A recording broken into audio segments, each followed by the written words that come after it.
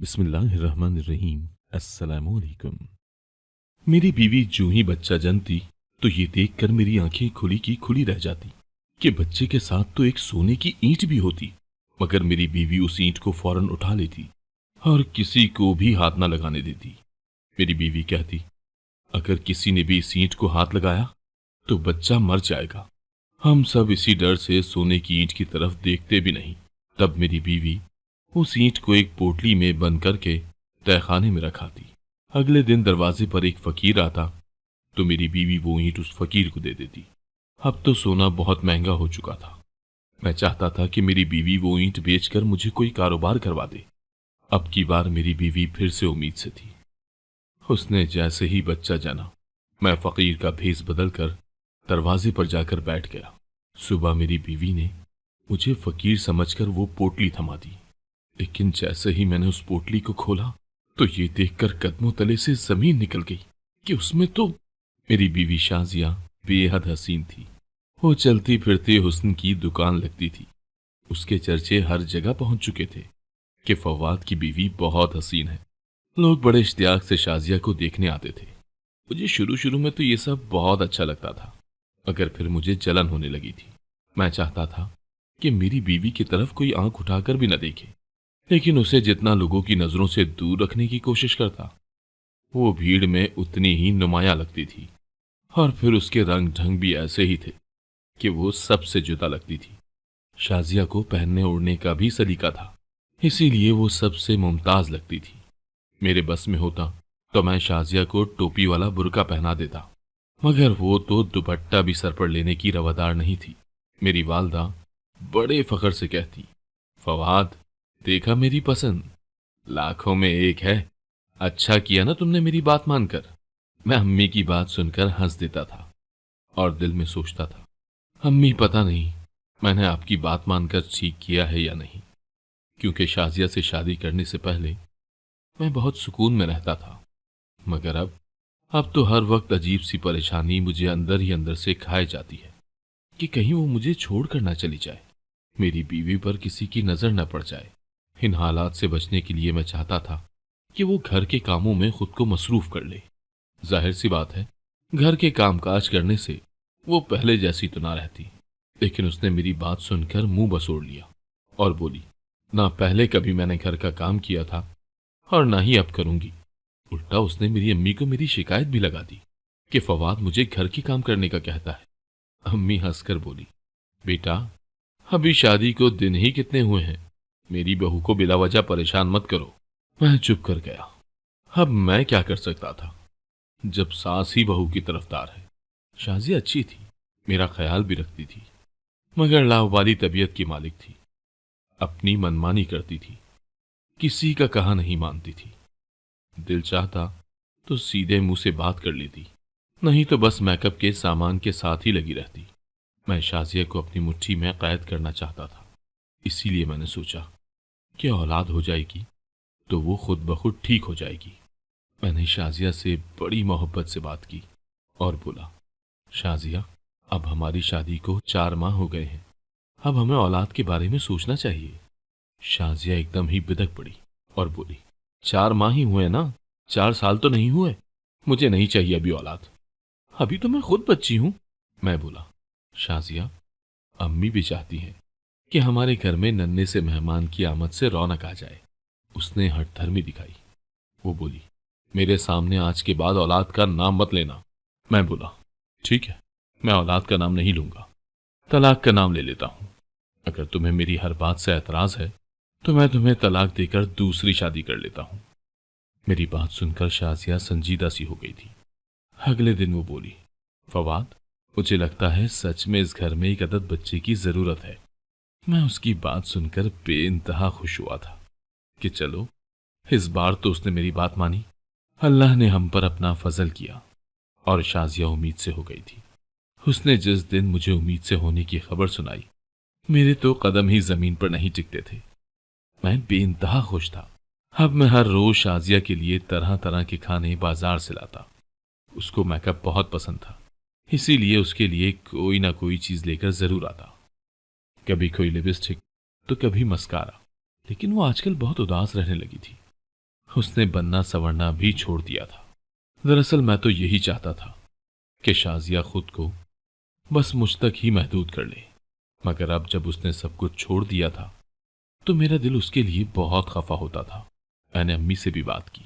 मैं बोला, अम्मी, शाजिया आजकल इतनी परेशान क्यों रहती है? अम्मी कहती, औरत जब दो जी से हो जाए ना तो वो यूं ही गुमसुम रहने लगती है। लेकिन फिर भी मुझे यही लगता था कि वो अभी बच्चा नहीं चाहती। मैंने बिला वजह ही जिंदगी की इतनी बड़ी जिम्मेदारी उस पर डालकर उसके साथ जुल्म किया है। खैर, कुछ अरसे बाद शाजिया फिर से जी उठी थी।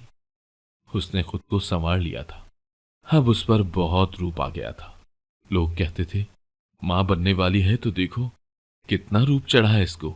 जबकि मैं दिल में सोचता कि एक बार बच्चा हो जाएगा तो खुद ही सजना संवरना छोड़ देगी। यूं तो मैं भी कम शक्ल न था, मगर मेरी शख्सियत शाजिया के सामने दब सी जाती थी। डिलीवरी के दिन नजदीक आते जा रहे थे। मैं बेइंतहा खुश था कि अपने बच्चे को अपनी गोद में उठाऊंगा। लेकिन फिर जो हुआ, मैंने तो वो ख्वाब में भी नहीं सोचा था। शाजिया ने बेटा जना था, मगर हैरत की बात यह थी कि मेरे बच्चे के साथ सोने की एक ईंट भी थी।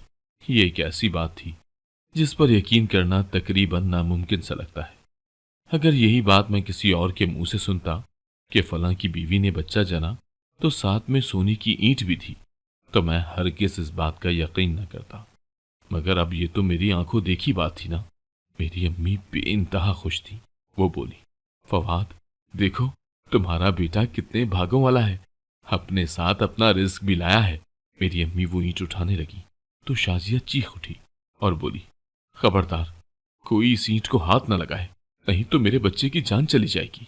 शाजिया की बात सुनकर मैं और अम्मी दोनों ही अपनी अपनी जगह पर टहल गए थे। मैंने उस ईंट की तरफ दोबारा नजर भी नहीं की थी। शाजिया बहुत तकलीफ में थी, मगर फिर भी वो उठी और ईंट ले जाकर तहखाने में रख दी। औरतों की फितरत जरा मुख्तलिफ किस्म की होती है। सोने से उन्हें बहुत प्यार होता है। अम्मी बोली, पता नहीं बहू के दिल में शक क्यों पड़ गया है कि इस ईंट को हाथ लगाने से इसके बच्चे को नुकसान हो जाएगा। अगर वो ऐसा ना कहती तो मैं शाजिया से कहती कि मुझे सोने के कंगन ही बनवा दो। मगर अब क्या हो सकता है, बच्चे की खुशी में हम ईंट को भूल गए थे। सारी रात बच्चा रोता रहा था। सुबह हुई तो हमारे दरवाजे पर एक फकीर ने सदा दी। इससे पहले कि मैं उठकर बाहर जाता, शाजिया बमुश्किल उठी और तहखाने से वो ईंट लाकर उस फकीर को दे दी। मैं ये सारी कार्रवाई बड़ी हैरत से देख रहा था। फकीर शाजिया को दुआएं देता खुशी खुशी आगे बढ़ गया था। वो वापस पलटी तो मुझे देखकर मुस्कुराने लगी और बोली, वो सोने की ईंट मैंने अपने बच्चे का सदका दे दी है। मैंने अपने बेटे का नाम सुभान रखा था। सुभान बहुत ही प्यारा था, मगर उसका रंग गहरा था, जबकि मैं और मेरी बीवी दोनों ही सुर्ख सफेद रंगत के मालिक थे। मैं बोला, शाजिया, ये बच्चा किस पर गया है? मेरी बात सुनकर शाजिया एकदम से जर्द पड़ गई थी। अम्मी बोली, फवाद, तुम्हारा बेटा हूबहू तुम्हारी कॉपी है। बचपन में तुम भी सांवले ही थे, ये तो अब जाकर तुमने रंग रूप निकाला है। मैं हंस दिया था, क्योंकि अम्मी ने खींच तान कर बच्चे को मेरे जैसा साबित कर ही दिया था, जबकि मैंने अपने बचपन की तस्वीरें देखी हुई थी। बचपन में तो मैं अंग्रेज लगता था। मुझे अपनी बेटी की बेइंतहा खुशी थी। मैं उसको सारा सारा दिन गोद में लिए फिरता था, उसके नखरे उठाता था। शाजिया ने 2 ही हफ्ते बच्चे की देखभाल की थी और उसके बाद वो फिर से अपनी पुरानी रूटीन पर लौट आई थी। सारा सारा दिन बनती संवरती रहती और घर से निकल जाती। पीछे से मैं और अम्मी भी बच्चे को संभाल संभाल कर हलकान हो जाते थे। एक दिन तो मैं फट ही पड़ा और बोला, अम्मी, आप इसको समझाती क्यों नहीं है? ये क्यों इतनी लापरवाह है? अम्मी बोली, बेटा, मैं सास बनकर नहीं बल्कि एक मां बनकर सोचूं तो शाजिया पर मुझे बहुत तरस आता है।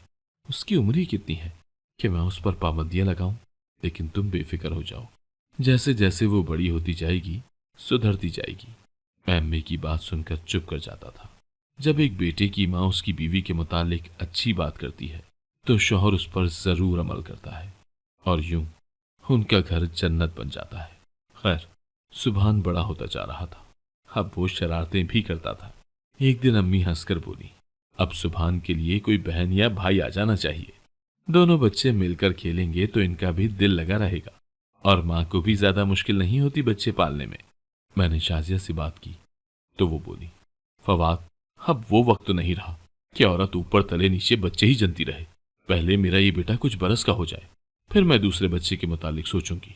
जबकि मैंने तो जिद ही पकड़ ली थी कि मुझे अभी दूसरा बच्चा चाहिए। इस बार भी शाजिया ने मेरी बात मान ली थी।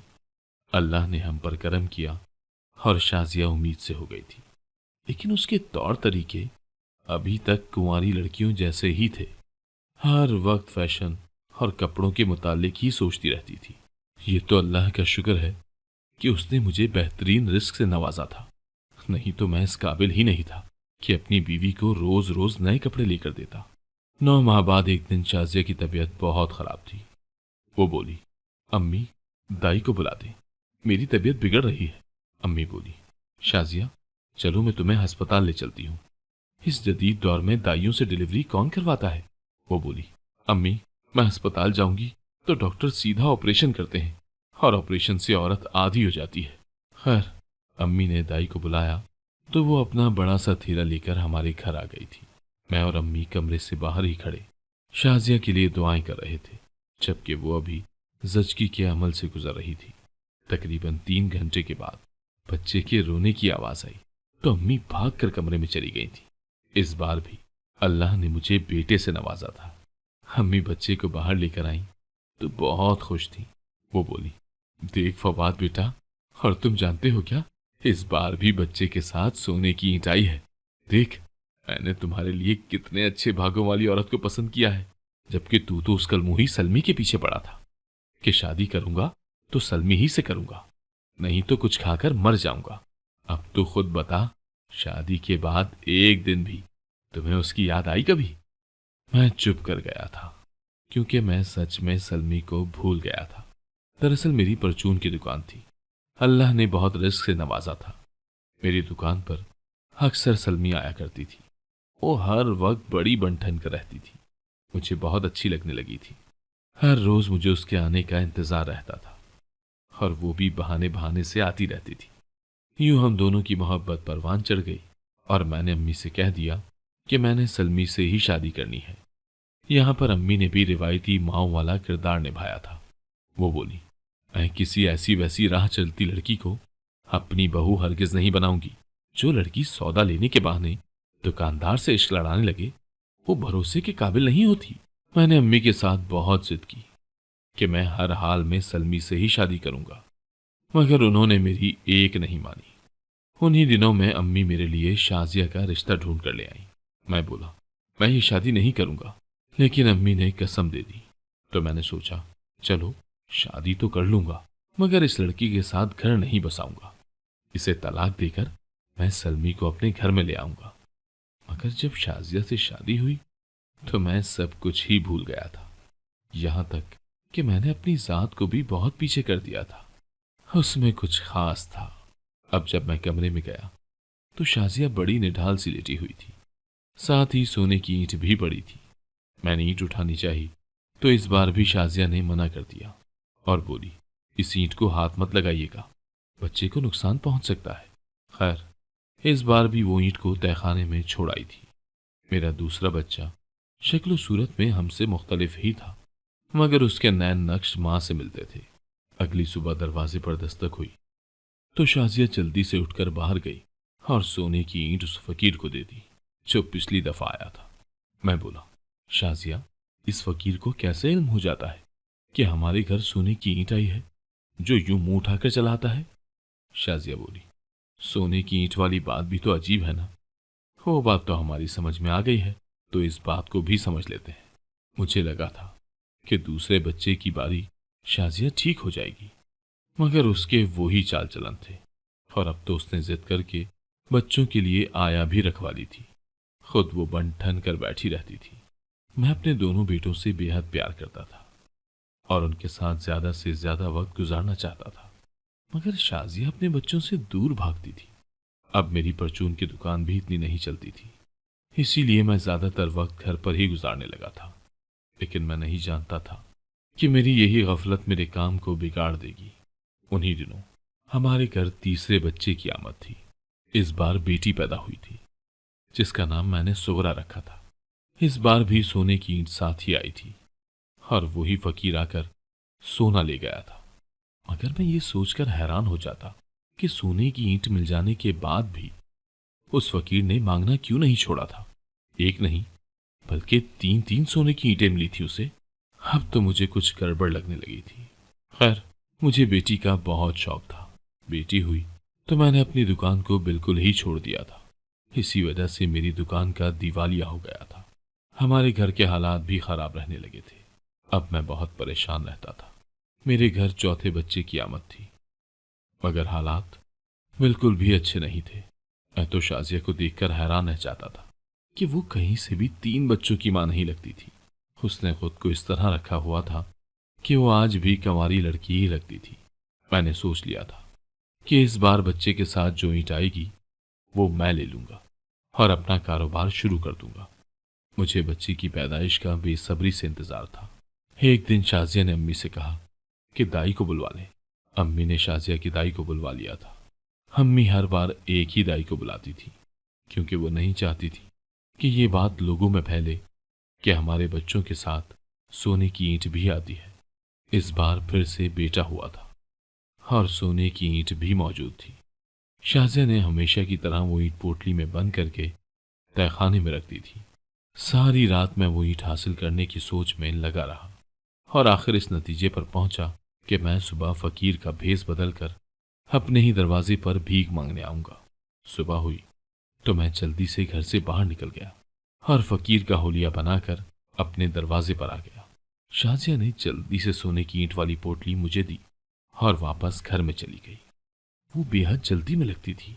उसके जाते ही मैंने वो पोटली खोल ली। मैं सोने की ईंट देखना चाहता था। जो ही मैंने पोटली खोली तो मेरी आंखें फटी की फटी रह गई थी, क्योंकि उसमें तो मैं उसी हुलिये में घर के अंदर आ गया था। मैं गुस्से से हाँफ रहा था। शाजिया की नजर मुझ पर पड़ी तो वो बेहद घबरा गई थी और मुझे धक्के देने लगी कि मेरे घर से चले जाओ, कोई देख लेगा। मैंने अपने मुंह से दाढ़ी वगैरह उतार दी तो शाजिया मुझे देखकर दंग रह गई। वो फूट फूट कर रोने लगी थी। मैं बोला, शाजिया, ये क्या तमाशा है?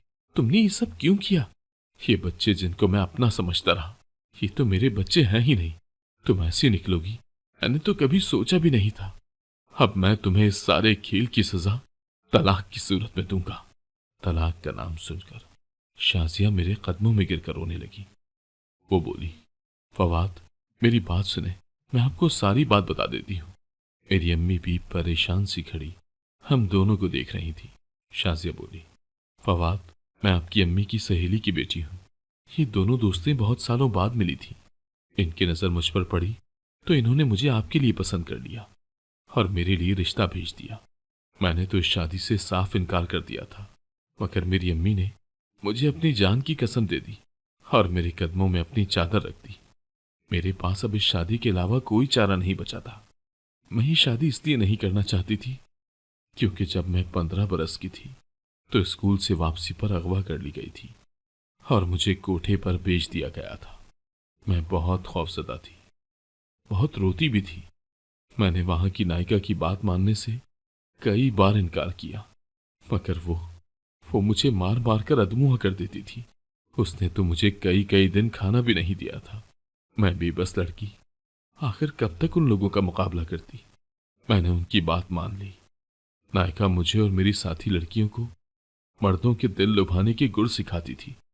मेकअप और फैशन तो हम पर फर्ज था। मैं प्यारी थी, इसीलिए सबको पसंद आती थी। नायिका हम सब लड़कियों को अजीब अजीब दवाइयां खिलाती थी ताकि हम बच्चा जनने के काबिल न रहे। मैं 18 साल की हुई तो किसी तरह एक दिन उस कोठे से भागकर अपने घर वापस आ गई थी।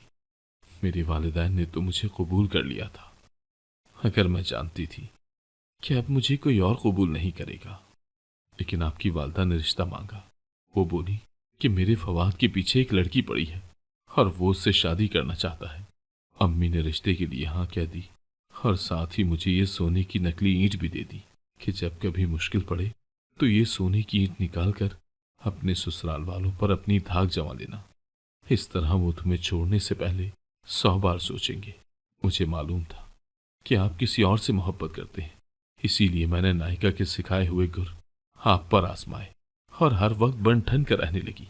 आप मेरी मुट्ठी में थे, मगर आप औलाद का तकाजा करते थे, जबकि मैं तो औलाद पैदा करने के काबिल ही नहीं थी। मैंने अम्मी से जिक्र किया तो वो बोली कि मैं किसी यतीम खाने से राब्ता करती हूँ। उनके पालकने में जैसे ही नौजायदा बच्चा आया, वो मैं तुम्हें ला दूंगी। यूं अम्मी ने ही दाई का बंदोबस्त किया था और उसे भारी रकम भी दी थी कि वो मेरे राज को राज रखेगी। वो अपने बड़े से थैले में बच्चा डालकर ले आती और हम ये नाटक करते कि ये बच्चा मैंने जना है। साथ ही मैं अम्मी की नकली ईंट भी रख देती ताकि सबका ध्यान उस तरफ लग जाए और कोई ये ना जान पाए कि ये बच्चा मैंने नहीं जना, क्योंकि बच्चा तो हम माँ बाप जैसा लगता ही नहीं था। अम्मी ही उस फकीर को मेरे दरवाजे पर भेजती थी ताकि मैं ये कह सकूं कि मैंने ईंट उस फकीर को दे दी है, क्योंकि अगर वो ईंट घर में पड़ी रहती तो आप उसे बेचने का कहते और मेरा राज फाश हो जाता। चौथे बच्चे की दफा मैंने पोटली में अम्मी के लिए खत लिखा था, जिसमें उनका शुक्रिया अदा किया था कि वो कैसे इतनी मुशक्कत करके मेरे लिए बच्चा ढूंढती है। और वो खत आपके हाथ लग गया और आप मेरा राज जान गए। फवाद, सच तो ये है कि मैं आपसे बेइंतहा मोहब्बत करने लगी हूँ और आपको खोने से डरती हूँ, इसीलिए आपको धोखे पर धोखा देती रही। अब मेरी आप दोनों से यही गुजारिश है कि मुझे माफ कर दें और इन बच्चों को अगर अपनाया है तो किसी भी कीमत पर खुद से दूर मत कीजिएगा। फवाद और आंटी तो निढाल से खड़े थे। उन्हें यकीन ही नहीं आ रहा था कि मैंने उनके साथ इतना बड़ा धोखा किया है। आंटी तो कुछ कहे बगैर ही अपने कमरे में चली गई थी, जबकि फवाद बोले, शाजिया, आज तुमने मुझे ऐसी बातें बताई हैं जो कोई भी गैरतमंद मर्द बर्दाश्त नहीं कर सकता, लेकिन मैं उन बातों को सह लेता हूँ इन बच्चों की खातिर जिनको मैंने अपना नाम दिया है।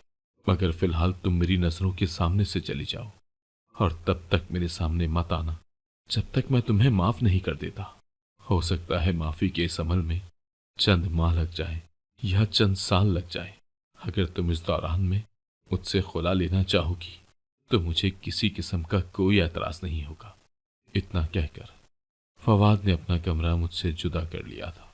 मैं जानती हूँ मैंने अपने शौहर को बहुत बड़ा दुख दिया था और धोखा भी दिया था। वो मुझे इतनी जल्दी माफ नहीं कर सकते थे। अब मैं हर रोज दुआ करती हूँ कि मेरे शौहर का दिल मेरे लिए साफ हो जाए। आप सबसे गुजारिश है कि आप भी मेरे लिए दुआ करें। अगर आपको आज की कहानी पसंद आई है तो वीडियो को जरूर लाइक कीजिएगा और अपने दोस्तों के साथ भी शेयर कीजिएगा। और हाँ, अगर आपने अभी तक हमारा चैनल सब्सक्राइब नहीं किया तो जरूर सब्सक्राइब करें। मिलते हैं कल एक नई और दिलचस्प कहानी के साथ। अल्लाह हाफिज।